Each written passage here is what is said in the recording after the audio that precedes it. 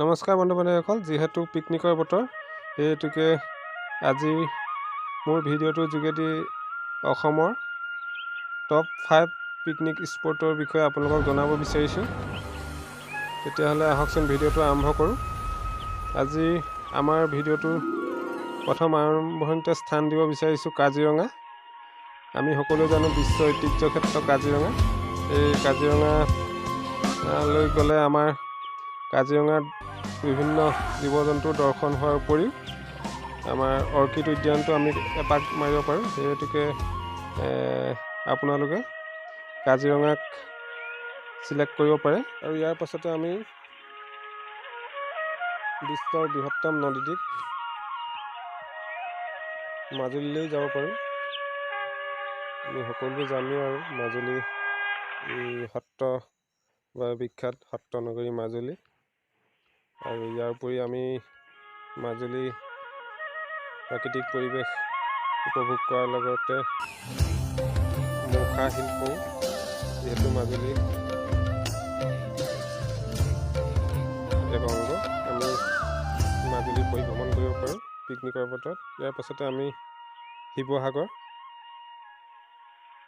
আহোমৰ ঐতিহাসিক ৰাজধানী শিৱসাগৰ আহোমৰ বিভিন্ন ধৰণৰ কীৰ্তিস্তম্ভসমূহ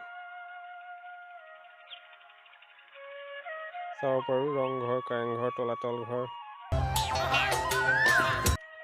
শিৱদৌল।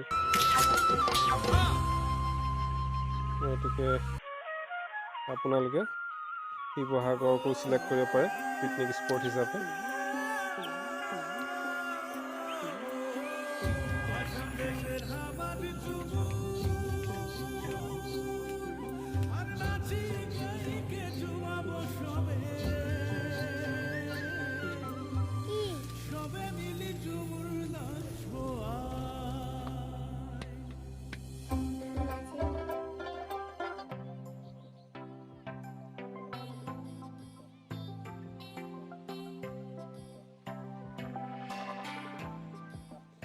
আৰু ইয়াৰ পাছতে আমি পিকনিক স্পট হিচাপে বৰপেটাকো নিৰ্বাচিত কৰিব পাৰোঁ।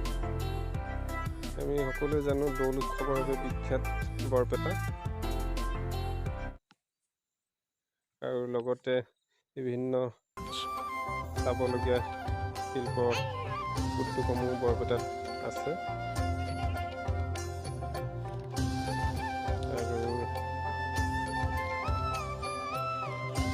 সত্ৰনগৰী বুলি ক'ব পাৰি বৰপেটা। সেইটো কাৰণে আমি বৰপেটাকো পিকনিক স্পট হিচাপে নিৰ্বাচিত কৰিব পাৰোঁ। আৰু আমি পিকনিক স্পট হিচাপে আমাৰ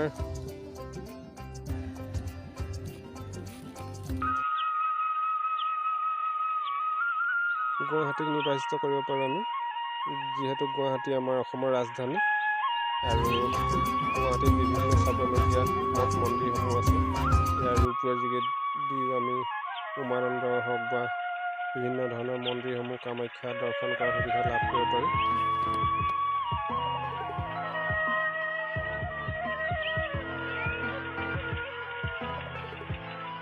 বৈশিষ্ট্যাশ্ৰমৰ পৰা আদি কৰি যথেষ্ট চাবলগীয়া সম্পদ গুৱাহাটীত আছে। সেইটো কাৰণে গুৱাহাটীকো আমি আমাৰ পিকনিক স্পট হিচাপে চিলেক্ট কৰিব পাৰোঁ।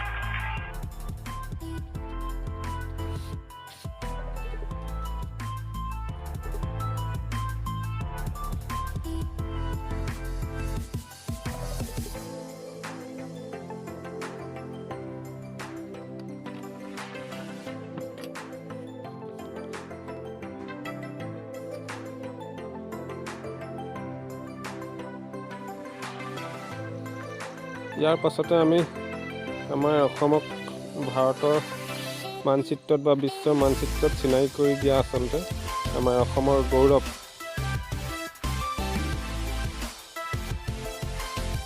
মা কামাখ্যা মন্দিৰ দৰ্শন কৰিবৰ হেতুকে আমি গুৱাহাটীখন নিৰ্বাচিত কৰিব পাৰোঁ। আমি আমাৰ পিকনিকৰ সুবিধা লৈ হ'লেও এবাৰ মা কামাখ্যাৰ চৰণত সেৱা ল'বৰ কাৰণে আমি পিকনিক স্পট হিচাপে গুৱাহাটীখন নিৰ্বাচিত কৰিব পাৰোঁ। দেখিছোঁ কি সুন্দৰ, মা কামাখ্যাৰ আশীষ পাই আমি আমাৰ জীৱনটোক ধন্য কৰিব পাৰোঁ। তেতিয়াহ'লে বন্ধু বান্ধৱীসকল, আজিৰ ভিডিঅ'টো ইমানতে সামৰণি মাৰিছোঁ। আপোনালোকৰ আগন্তুক নৱবৰ্ষৰটো সুখৰ হওক, শান্তি হওক, তাৰে কামনা কৰোঁ। আৰু শেষত এটাই অনুৰোধ, যাতে আমাৰ চেনেলটো ছাবস্ক্ৰাইব কৰি থৈ যায়। ধন্যবাদ।